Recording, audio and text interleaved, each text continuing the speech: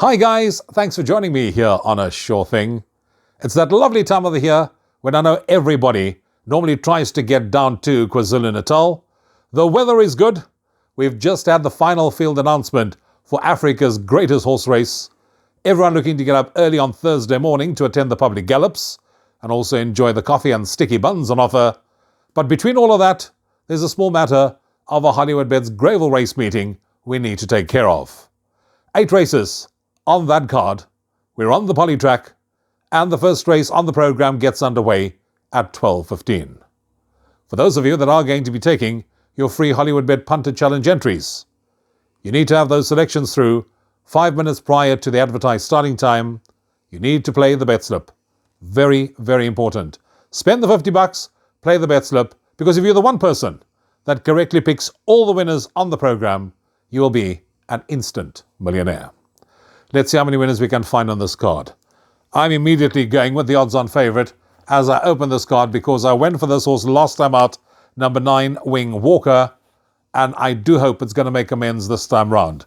Finished second last time out from the informed stable of Lucinda Woodruff. Chad Little has been amongst the winners.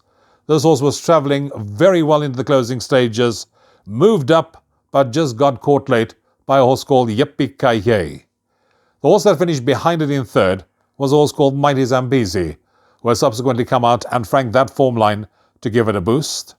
Wing Walker does have the deepest draw of 9 to contend with, but I'm sure Chad Little will know exactly what to do, where to place it, and when to set it alight, and I'm going with number 9, Wing Walker, to win the opener, ahead of 1, Higher Love, for third, 7, Little Cracker, and fourth, number 2, Intro. Race 2, first leg of the place accumulator, we have a scratching here. Number 1, Hatura, is a scratching from the second.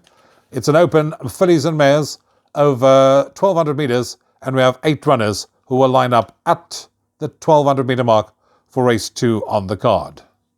Here, number 4, Gorgeous Bomb, is the favourite at 2-1. This horse reunites with Gavin Arena.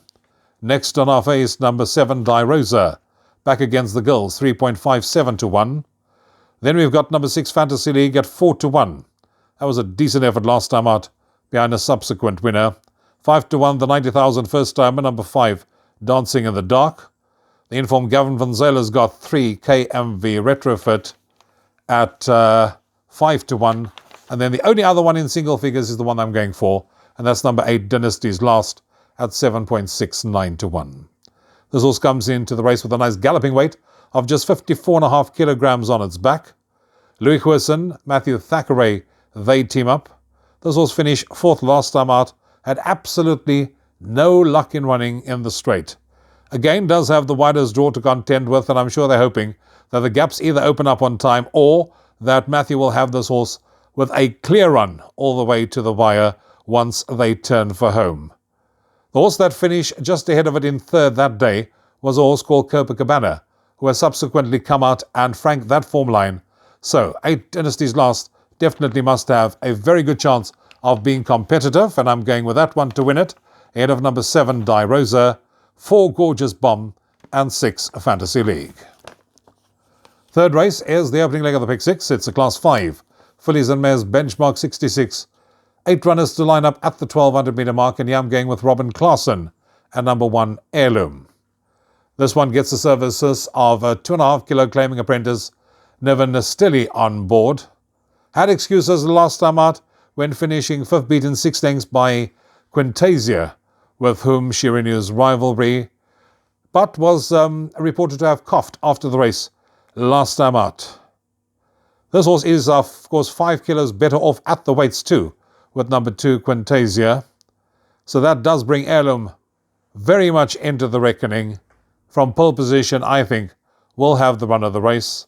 And if I look at that column where it says distance, 10 runs for a win and 2 seconds, I'm siding with number 1, Heirloom, to win it, ahead of 2, Quintasia. For third, I'm going 7, Sky Velocity, and fourth, number 8, Purple Flower. Fourth race is the first leg of the first jackpot. And race 4 on the card is an open maiden for fillies and mares, to be run over 1,600 metres. 10 runners will line up at the 1,600 metre mark. Year number 10, Fine Wine, is at 3.33-1. 6 Splash of Love 4-1, along with number 2, Can You Do the Hula at 4-1. 7.69 and upwards the others. In fact, I missed one in the betting. That's number 7, Sky Line in the Sky, second favourite at 3.57-1. But I'm clearly going to be siding with the favourite as my first choice selection, and that's number 10, Fine Wine, from the stable of Garth Puller. This horse went over 1600 last time out, raced up handy, but just didn't go on with the effort in the closing stages. Now gets a jockey strike.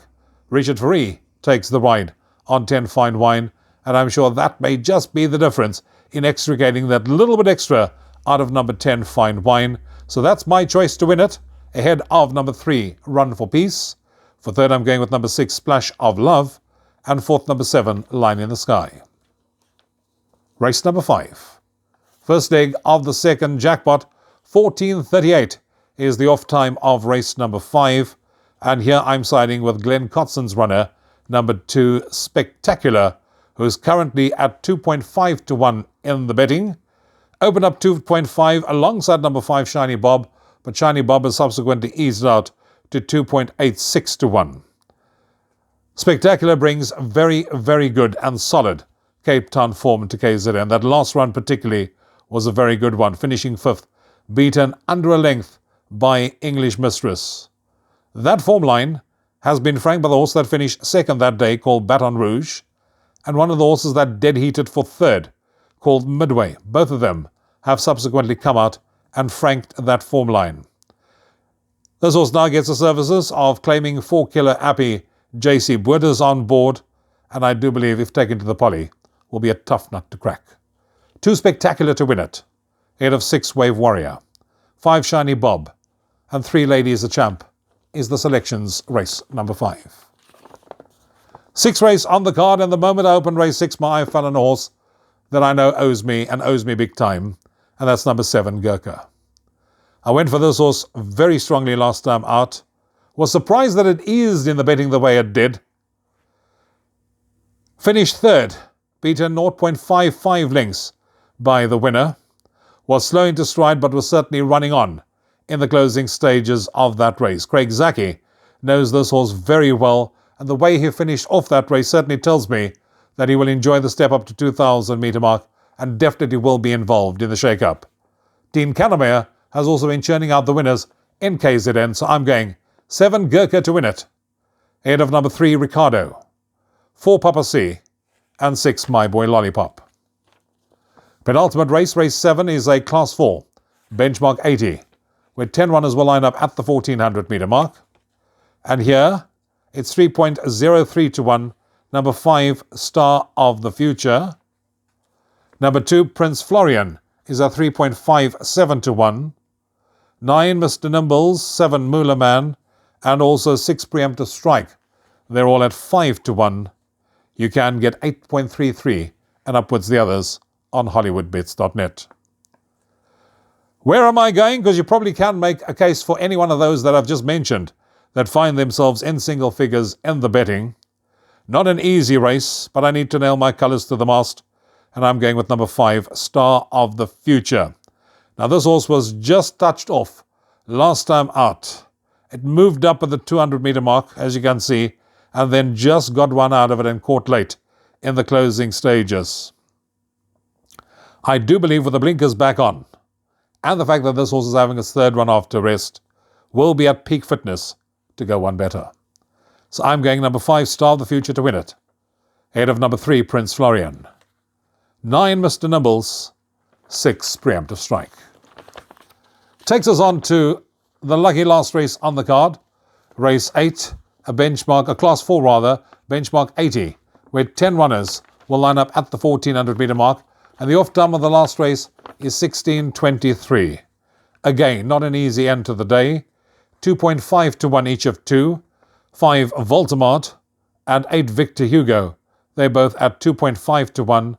Number 1 Global Impact at 3.03-1. I'm going for the horse that finds itself next in the betting, and that's number 6 Rooster Bradshaw. This horse is always about the action, always there or thereabout. Comes back from a bit of a break, and I thought that certainly would have done this horse the world of good. Over the distance for 4 runs, It's won once and finished third once. Now gets the services of Samanga Kamala on board, and trained by my good friend Mr. Howells, and I went to the front of the winning form, and Mr. Howells says, has consistent form from wide draws, if taking to the surface, can be competitive and give a good account of himself. Good enough for me. I'm going 6, Rooster Bradshaw, to beat number 5, Voltamard. For third, I'm going 8, Victor Hugo, and 1, Global Impact. And that takes care of our preview of this polytrack race meeting at Hollywoodbets Greyville on Wednesday afternoon. Trust you'll be amongst the winners to go and collect at the end of the day. I'm sure you're looking forward to the public gallops on Thursday. Till next time from me, Rouvaun, enjoy the racing. Cheers for now.